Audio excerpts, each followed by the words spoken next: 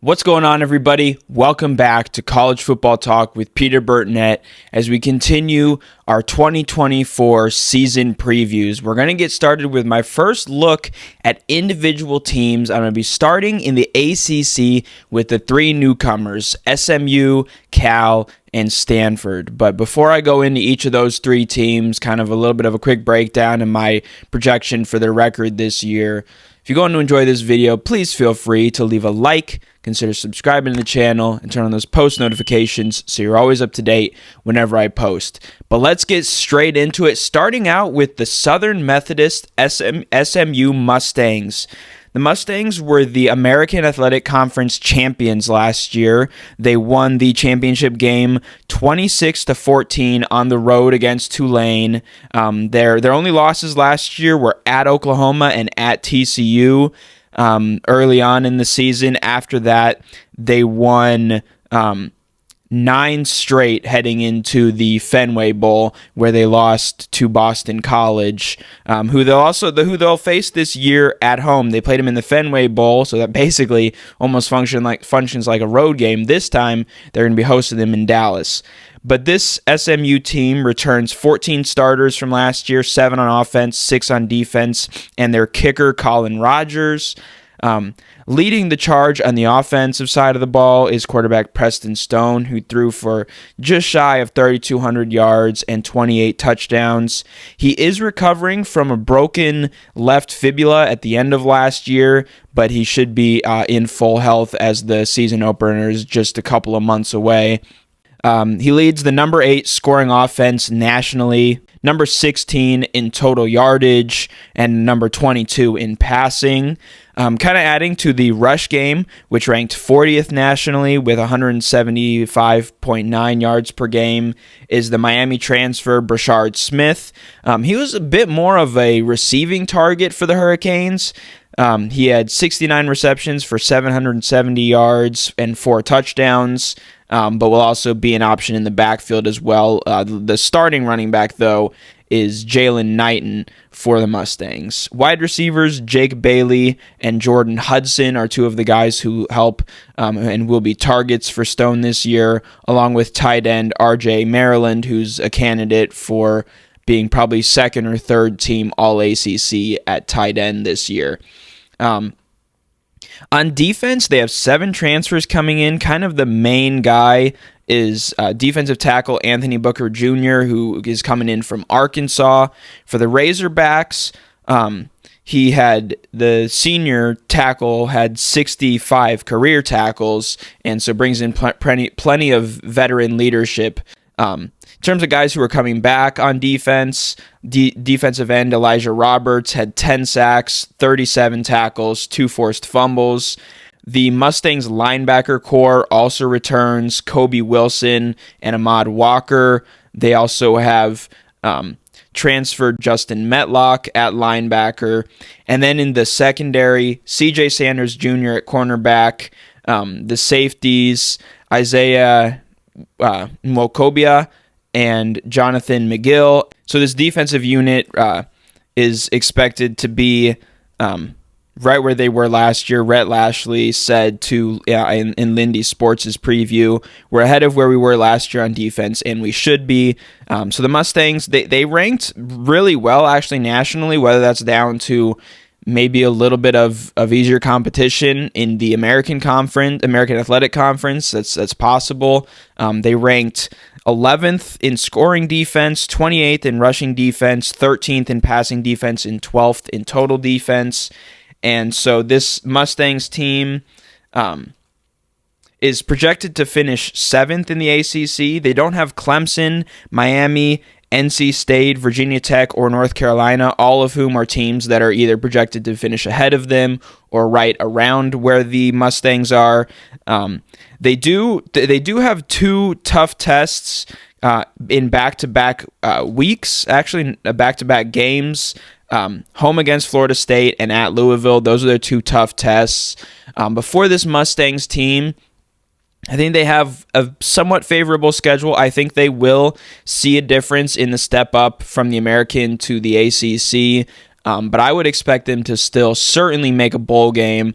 I think potentially even at times compete in the ACC. I think they're outside of that top four of Florida State, Clemson, Miami, NC State, and probably just behind Louisville as well, and maybe Virginia Tech. But I think they're right there and could compete. I think Clemson and Miami are probably the two teams most likely to face what will most likely be the Seminoles in the ACC championship game. Teams like North Carolina State could make a run. I think SMU has the potential to do that. They are, a conference champion, albeit in a different conference, but they still have that experience. So they certainly are not a team to overlook in the ACC race. But now looking into one of the other teams coming into the Pac-12, that is the California Golden Bears. Cal went 6-7 last year, 4-5 in the Pac-12. They're projected to finish 12th in the conference. Their defense struggled mightily last year against the pass, ranking 128th. I will say a lot of that is probably down to the fact that on their schedule they faced Michael Penix at Washington, Bo Nix in Oregon, DJ Wagalele at Oregon State, and the Heisman Trophy winner from the year before, Caleb Williams at USC. So you have those four guys along with even Utah on the schedule as well. That's going to skew the numbers, I think, a little bit in terms of the national rankings, but obviously being that low means they were also, I think, probably second worst in the Pac-12, ahead only of Stanford, who I'll talk about a little bit later, who ranked 130th. This team brings back 16 starters, which in a 6-7 season, I think can be relatively positive because you can take potentially a next step with those guys. I think when you bring a lot of starters back from a 3-9 team, for example, you kind of have to ask the question, were these guys kind of the problem? Is that actually not a great thing? Obviously, really most teams you can expect some sort of progression and improvement. So I think that can be expected for Cal, but they also face a tough ACC schedule. I think last year, again, having those teams like Washington, Oregon, Oregon State, USC, and Utah made things extremely difficult because you look outside of those games against teams that were high-powered offenses, and although USC disappointed, still, all around five good teams. I think actually the ACC is probably a little bit easier for the Golden Bears. Starting out with their defense, which again did struggle. That secondary is talented. They just have to try to put those pieces together. Cornerback Noel Williams, nickelback Craig Woodson, free safety Matthew Littlejohn are all returning starters who kind of highlight that secondary at Cal. The pass rush also is important. They're going to need to step up to create that pressure and make passing more difficult because last year that was something they struggled with, and quarterbacks were able to have plenty of time to throw the ball. And when you give time to quarterbacks like even this year, Wagalele will be at Florida State this year, and that is one of the games that Cal has on the road against the Seminoles. So, and even, for example, SMU, Preston Stone, just talked about him, over 3,000 passing yards last year. That's another guy on the schedule who can pass the ball. Even Miami going against Cam Ward, who was, I think, on Cal's schedule last year at Washington State. And NC State. I'm going into their schedule, I guess, now because I'm looking at it and I'm seeing all these guys that can really sling the rock around. NC State has Coastal Carolina transfer Grayson McCall coming in. So that schedule, those are their toughest games. They also go to Auburn on the road, which will be a tough one, I think, in week 2 of their season. And so this passing defense is really going to need to step up because outside of those, 5 games that I mentioned, the rest of their games are probably pretty winnable, and if they could steal one of these, they can kind of make things interesting and maybe shoot for 7 or 8 wins. I have them projected for 6. I think they probably can do fairly well in the ACC. I have them going 3-5 in my projections, but let's keep looking at this team and in kind of the front 6 or 7, they have defensive ends Nate Burrell and Ethan Saunders, and then linebackers Cade Uluave and Xavier Charlton. So those are kind of the guys in the middle of that defense. Then switching gears to the offense. The offense was pretty pedestrian, pretty middle of the road last year. Quarterback Fernando Mendoza is the leading guy at quarterback. Running back Jaden Ott rushed for over 1,300 yards and 12 touchdowns, so that's kind of a dynamic option that they can go to Ott, who will probably produce a good amount, maybe even can have an uptick in that production this year. They also bring in some transfers. Tobias Merriweather from Notre Dame is a guy to keep an eye on, and tight end Corey Dykes coming in from Utah, and then Matthews at wide receiver is another guy that Mendoza will be throwing to. Again, the offense was pretty middle of the road last year. They weren't bad. I think they were probably in the 60 to 70 range in a lot of key areas, ranking 71st in passing offense, 61st in total yards per game, 45th in rushing and 47th in scoring, so they did a little bit better, ranking top 50 in those areas.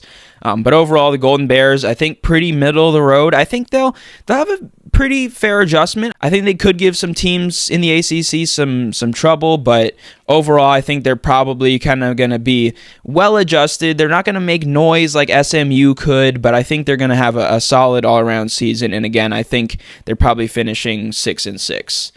And now to the team that I think has the biggest mountain to climb entering the ACC, and that's the Stanford Cardinal. Either way, it was going to be expected to be a tough season for Stanford, coming off 3-9 season last year. This is, and again, kind of a case of, is it a good thing or a bad thing? They returned 16 starters, 9 on offense, so a lot of familiarity, a lot of carryover from that last year, an opportunity to get even better, and 6 defensive starters and their punter. They were 3-9, 2-7 in the Pac-12 last year. They're projected to finish 17th in the ACC, and I think I probably agree. I have them going 3-9, 1-7 in conference. They had a porous defense last year, 130th in passing defense, 129th in both scoring and total defense. Again, that's probably down to the schedule. They had USC, Oregon, Arizona, Washington State, Oregon State, and then even Notre Dame to finish the season. Gave up 56 to the Fighting Irish, who weren't exactly known for putting up a ton of points in a lot of games last year. So that's tough. They did have a couple bright spots. They were able to get that amazing comeback win over Colorado. If you remember that, I think they were down 29-0 at halftime, and then their leading guy at wide receiver, Elik Ayomanor, had a huge game against the Buffaloes, and they ended up winning, I think, in overtime. I forget if it was 2 or 3 overtimes, but a big win. And then they were also able to upset Cam Ward and Washington State on the road. So their 2 wins were good wins. It's not like Colorado and Washington State were great teams last year. Obviously, Colorado was so hyped and still finished 4-8. But I think the Pac-12 was pretty loaded last year, kind of top to bottom, and so I think those were a couple good wins. They can maybe try to parlay that into some success this year. But mentioned Ayomanor, who had the huge game against Colorado, quarterback Ashton Daniels, and then their other wide receiver is Tiger Backmeyer, and then on the defensive side of the ball, linebackers Tristan Sinclair and Gathan Bernadelle lead the defense from the middle. They also have free safety Mitch Ligber, defensive end Tevarua Tafiti, and then they bring in a linebacker transfer Josiah Galvin from Northern Iowa, UNI, and strong safety Scotty Edwards is another guy to watch on defense. They've got a tough schedule. I mean, obviously, when you're looking up from the bottom of the projected standings, the schedule is going to look tough, but they're big games at Clemson, home against Virginia Tech, at Notre Dame, home against SMU, at NC State, and home against Louisville. And then obviously their penultimate game of the season is the big game against Cal and in Berkeley this year. So Stanford, I think it's going to be a tough go of things. Like I said already, I think they're going 3-9, probably 1-7 in the conference. I think it'll be a tough adjustment to the ACC and overall a team that's just trying to take steps anyways, and probably would have benefited from a little bit more stability. But I think they have some pieces like Daniels at quarterback and especially Manor at wide receiver. I think the offense can certainly cause some teams some trouble. A team like even Cal, maybe they can, those two teams might go up and down the field. I think last year's game was kind of surprisingly low scoring. Cal won 27-15. That's a little bit of a surprise. Maybe it's just because both offenses just kind of struggled in that game, because obviously outside of that, both teams defensively struggled mightily against the pass.